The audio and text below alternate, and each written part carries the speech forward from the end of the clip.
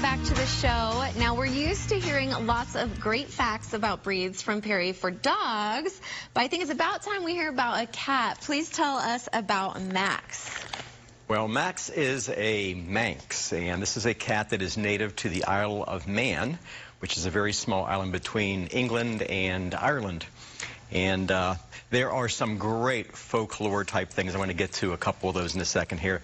These guys are great hunters. They are preferred by sea captains because of their rodent capabilities on ships.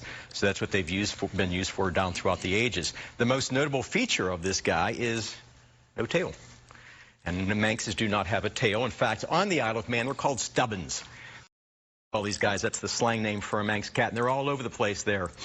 Some of the folklore things I had told you about, these are some of the great all-time animal folklore legends. Some people say they don't have a tail because they were the last animal on Noah's Ark, and as the door was shutting, they got their tail caught in there, and it's been cut off.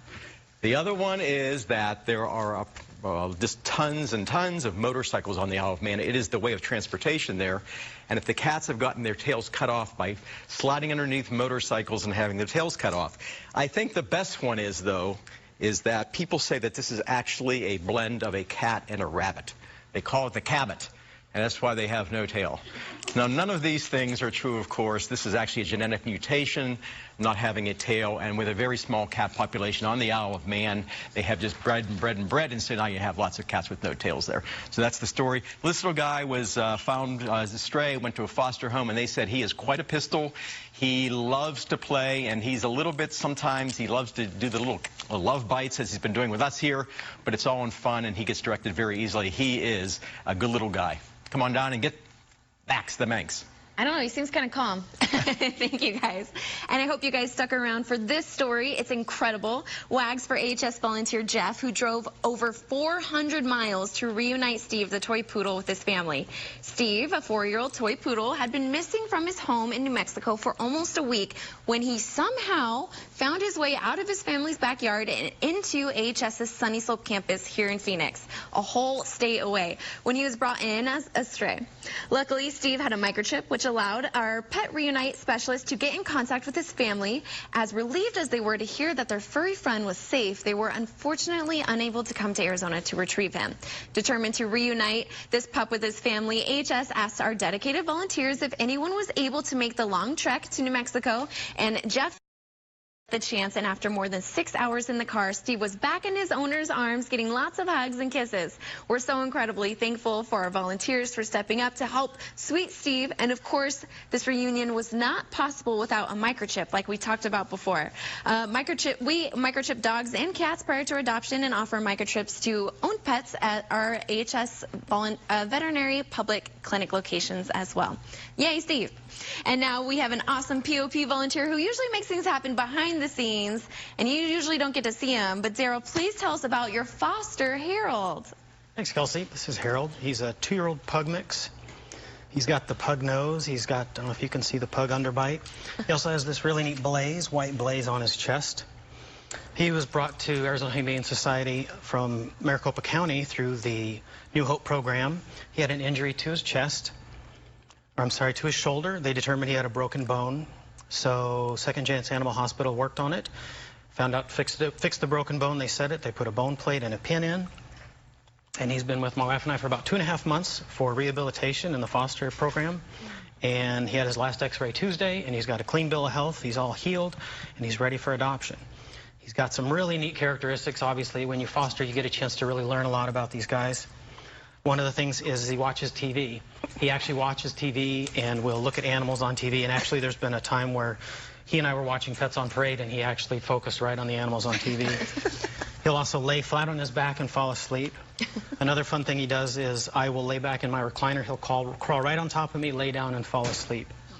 So these are the neat experiences that you get through the foster program, and it's something that my wife and I just absolutely treasure and why we keep doing it. Harold is... again, has a clean bill of health, and he's available for adoption, and anyone who gets the chance to adopt him is going to be incredibly lucky.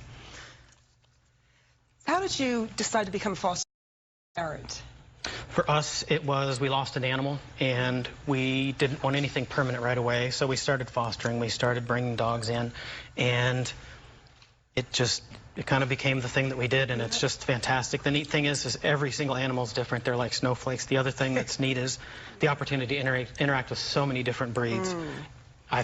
We've fostered just about every different breed: bulldogs, bloodhounds, pit bulls. Just the range is just crazy. And what do you have now? How many do you have at home now?